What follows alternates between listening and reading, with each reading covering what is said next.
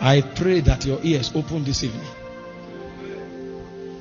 I pray that your ears open. The Bible said in Songs of Solomon chapter 4 verse 4, it said the mantle of many warriors, they are hinged on the ear of the gates of Zion.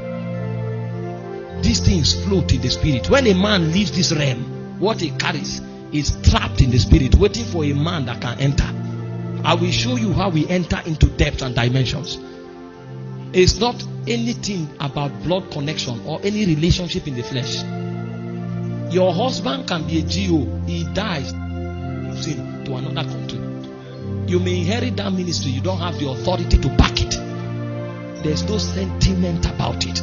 What caused him to enter is the sacrifice of alignment. Many things are a gift, but there are certain things that have to do with territories and generation. God will never gift it. Never. Those things are earned on the altar of sacrifice. Matters of ordination can never be gifted. You can stumble into many gifts, not issues of territories. God finds worthy men. Many believers don't understand. We live our lives carelessly. You have to until you learn truth and you live by them. You are mighty on your throne. You reign. You reign. You reign. You reign. Kadosh. You are mighty on your throne.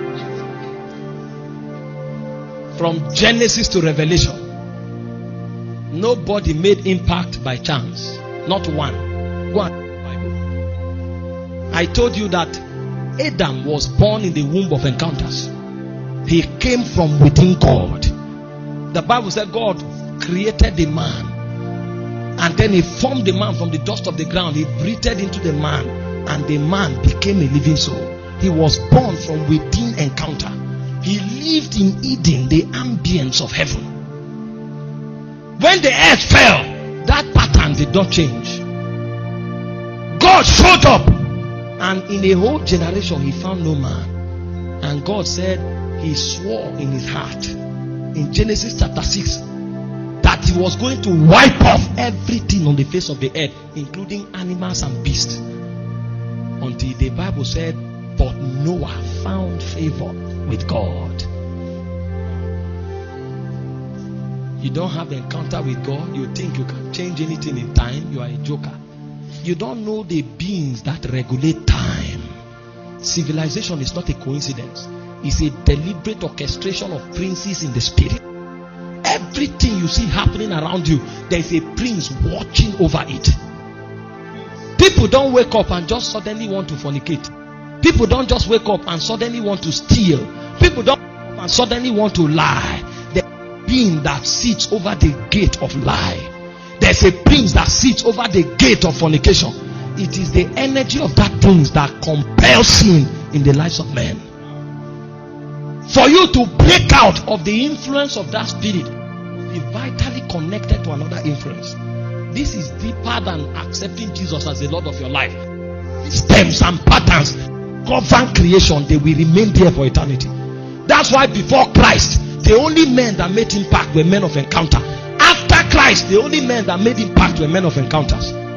How did you think Paul suddenly became mighty among the apostles? He had a team that he traveled with. When Jesus appeared, only him saw him.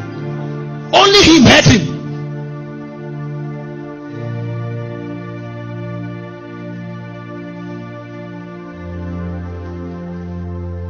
And that brings you influence among spirits. And that influence causes you to rule men.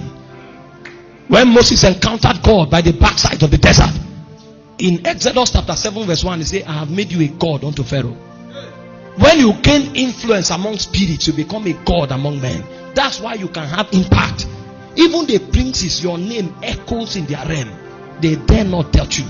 Did you not read about the sons of Sceva? Jesus will know, Paul will know who are encounter. He registers your name on the legislature, on the charter of the spirit realm.